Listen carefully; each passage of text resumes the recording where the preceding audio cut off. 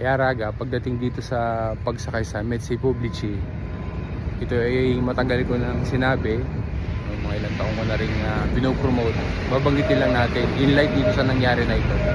Kasi pag ikaw isasakay ng Mezzi Publici, di ba nasasanay tayo na kapag sa metro, siyempre magtitimbro ka doon, di ba? Lalabas ka, magtitimbro din. Pero di solito, hindi natin nakaugalian na kahit doon sa Mezzi na sa superficie, doon sa taas, bawa pullman, bus, tram, filobus, hindi tayo nagtitimbro doon dahil nakatira natin, may abonamento naman tayo, hindi na kailangan magtimbro. Pero importante na ikaw ay magtitimbro. Kailangan na maging makasanayan na natin yun, maging way of life na kumbaga sa pagsakay-sakay sa public transport. Kahit ikaw ay nasa taas, sasakay ka at ikaw ay once na sumakay doon sa bus, sa tram, filobus, pullman, ikaw sumakay, magtitimbro ka kaagad.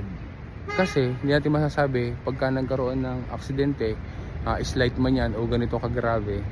Ang importante doon ay nakatimbro ka, nakapagtimbro ka. Kahit na sabihin na walang control o wala magche-check kung may bilyeto ka o wala o may abonamento ka o wala.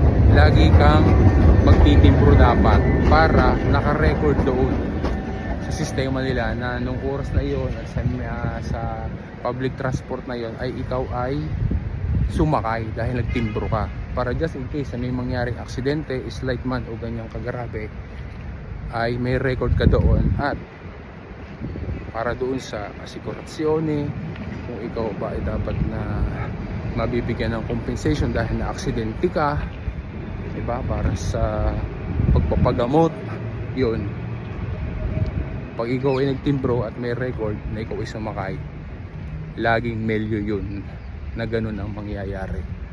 Kaya ugaliin na pag sumakay kahit sa ibabaw, hindi lang sa pagsakay sa metro, kahit sa mga tram, bus, pullman, filobus, basta nasa taas ka, palaging magtitimbro para din sa iyong siguransa yan, maging na way of life na kumbaga makasanay na. Basta pagsakay, tapat na agad, timbro na agad. Lalo na kung ikaw ay may abonamento naman, nagbayad ka, timbro na agad. Kasi may mga pagkakataon na pagka-slight na pangyayari lang yun, baka tanungin ka pa kung ano, kahit na nandoon ka. Pero pagka ikaw ay nagtimbro, nakakita, may record, wala nang tanong-tanong yun. Para sa rin natin yun, insurance natin kumbaga. Total, nag-abonamento ka naman.